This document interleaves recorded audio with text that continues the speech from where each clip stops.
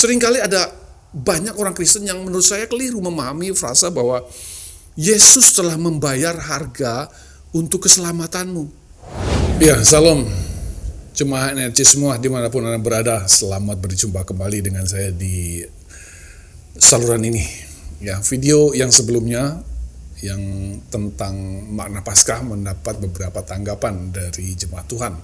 Salah satunya ia mengatakan ingin saya menyampaikan lebih sederhana lagi karena ia kurang paham dengan penjelasan mengenai makna Paskah. Sebenarnya saya itu sudah menyampaikan secara sederhana, tetapi mungkin belum dipahami ya. Maka saya coba akan menyampaikannya dengan lagi-lagi dalam rupa perumpamaan, seperti juga Yesus ketika menyampaikan sesuatu lebih banyak dalam rupa perumpamaan kepada orang-orang tertentu. Ya, pada kesempatan kali ini kita akan menilik sebuah kejadian yang sedang happening saat ini, yaitu perang antara Israel, Amerika, dan Iran gitu ya saudara. Ya, kita akan memakai analogi itu saudara. Stephen Gold was the youngest unit commander in Mossad. Israeli Embassy, how may I direct your call? Israeli ambassador, please. Nah, katakan Mossad mengirim sebuah agen rahasianya untuk menyampaikan sebuah pesan kepada rakyat Iran yang mayoritas masyarakat Iran Persia itu tidak suka dengan pemerintahan yang ada saat ini.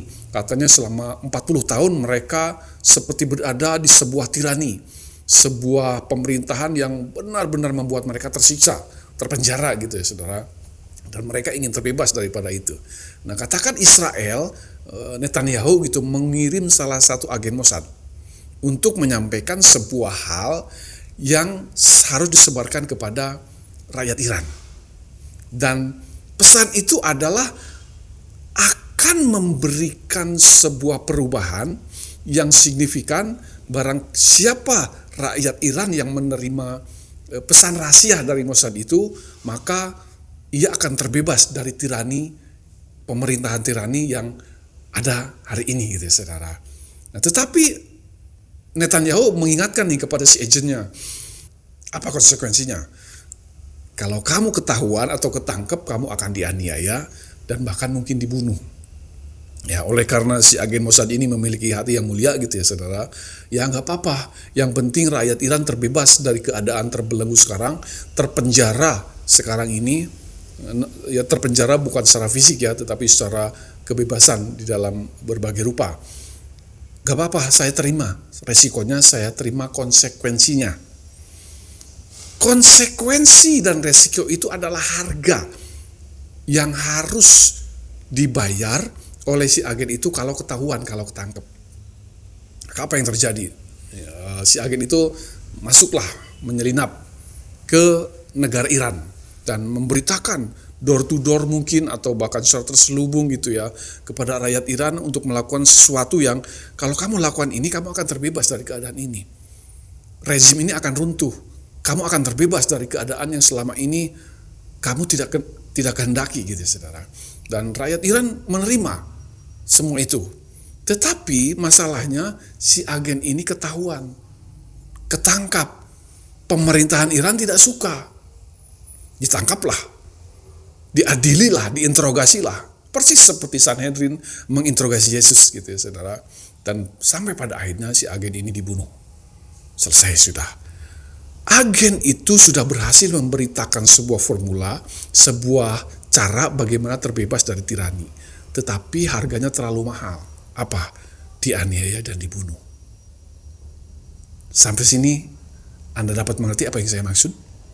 Itulah yang dilakukan Yesus.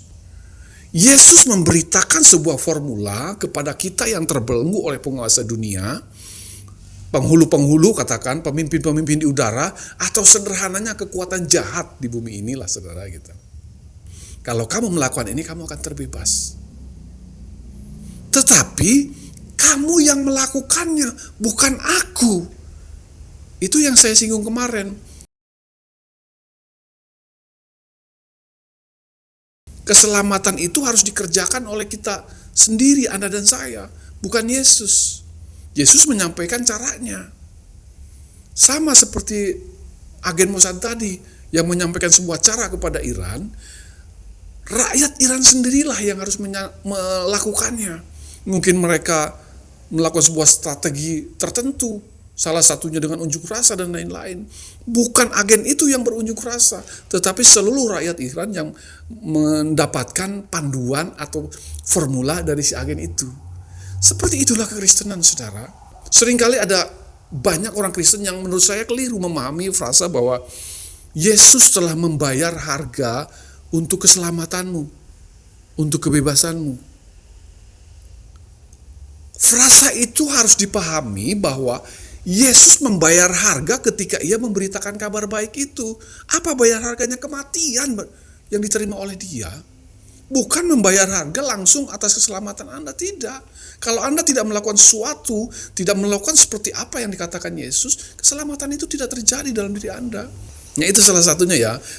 Saya harap Anda yang bertanya mulai paham ya, dan siapapun Anda yang menyaksikan video ini juga memahami perihal itu. Nah, saudara, ada satu hal lagi yang menggelitik di di spirit saya gitu, tentang pemberitaan kabar baik itu sendiri. Kalau kita mengamati pemberitaan kabar baik yang disampaikan Yesus, warna yang identik, warna yang bisa dikenali adalah ia menggempur sistem agamawi yang notabene itu tidak disukai oleh Bapa Surgawi. Karena apa? Sudah korup. Sudah sedemikian rupa didesain atau diotak-atik hanya untuk keperluan elit agamawi lah katakannya, pemimpin-pemimpin agamawi. Nah, Yesus datang mendobrak itu semua. Warna pengajaran Yesus, Injil itu mendobrak itu semua. Dan ketika itu disampaikan, siapa yang paling pertama kali tersinggung? Prajurit Roma? Atau antek Roma pada masa itu? Raja wilayah? Enggak. Yang pertama tersinggung adalah elit agama, saudara. Kenapa tersinggung? Karena mereka mendeteksi ini akan membahayakan keuntungan mereka dari menjabat sebagai pemimpin agama. Nah, kalau pemberitaan firman Tuhanmu tidak mendapat pertentangan dari dunia, itu patut dipertanyakan, saudara. Jangan-jangan pemberitaan yang Anda sampaikan, pemberitaan yang serupa dengan dunia ini, yang tidak memberitakan sesuatu yang yang membuat orang bertransformasi, tetapi justru menjebak orang di dalam kenyamanan duniawi. Pemberitaan firman Tuhan kita kalau tidak sampai mengusik kenyamanan itu patut dipertanyakan. Jangan-jangan pemberitaan firman itu masih sesuai dengan kenyamanan duniawi. Karena karakter utama pemberitaan firman Tuhan itu merombak kenyamanan duniawi setiap Anda dan saya. Kiranya apa yang saya sampaikan di kesempatan kali ini menanggapi pertanyaan saudara atau saudari terkasih gitu ya, yang disayangi Tuhan gitu ya. Terima kasih sudah bertanya. Saya harap apa yang saya sampaikan kali ini boleh dimengerti dan dipahami. Tuhan Yesus memberkati kita semua. Amin.